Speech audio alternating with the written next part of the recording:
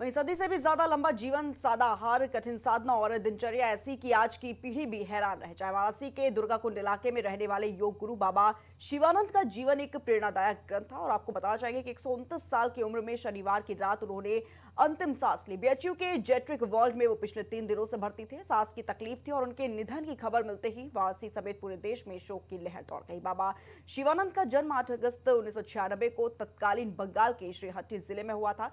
वहीं बचपन में ही माता पिता को भूख की वजह से खोने के बाद बाबा ने खुद को संयम और साधना के पथ पर समर्पित कर दिया। साथ ही आधा पेट भोजन और नियमित योग ने उन्हें न सिर्फ दीर्घायु बनाया बल्कि एक जीवंत प्रेरणा भी की। वहीं काशी आकर उन्होंने गुरु ओंकारानंद से दीक्षा ली और 1925 में उनके आदेश पर 34 वर्ष तक देश विदेश में योग और साधना का प्रचार करते रहे।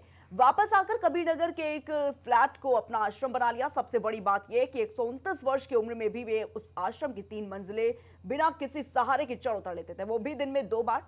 बात करें 2022 की तो भारत सरकार ने बाबा को पद्मश्री से नवाजा। राष्ट्रपति रामनाथ कोविंद के हाथों यह सम्मान पाकर उन्होंने कहा था कि यह योग का सम्मान है, मैं सौभाग्यशाली हूं। उन्होंने यह भी कहा था कि योग और संयमित दिनचर्या ही उन्हें आज तक स्वस्थ रखे हुए है। उनकी अंतिम यात्रा की जानकारी मिलते ही आश्रम में श्रद्धालुओं का तांता लग गया। आमजन से लेकर विशिष्ट हस्तियों तक सभी बाबा के दर्शन को उमड़ पड़े और बाबा शिवानंद को कहा करते हैं कि योग ध्यान बढ़ाता है और इच्छाओं पर नियंत्रण ही सच्चा सुख है। उनकी बातें आज भी उतनी ही प्रासंगिक है जितनी उनके जीवन काल में थी।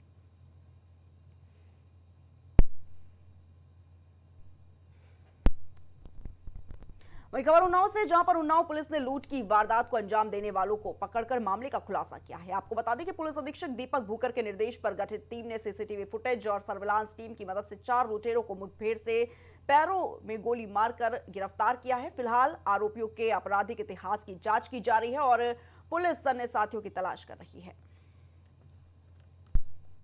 चेकिंग के दौरान मुठभेड़ हुई है। मुठभेड़ में 2 बदमाश घायल हुए हैं तथा उसके 2 अन्य साथी गिरफ्तार हुए हैं। घायलों की पहचान चंदन थाना औरास और शुभम थाना माखी के रूप में हुई है। इसके 2 अन्य साथी भी थाना माखी क्षेत्र के रहने वाले हैं, जिनमें से एक तनवीर और एक अतुल है।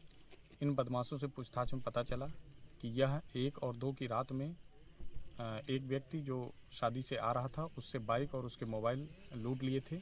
इनकी निशानदेही पर लूटी हुई संपत्ति बरामद कर ली गई है।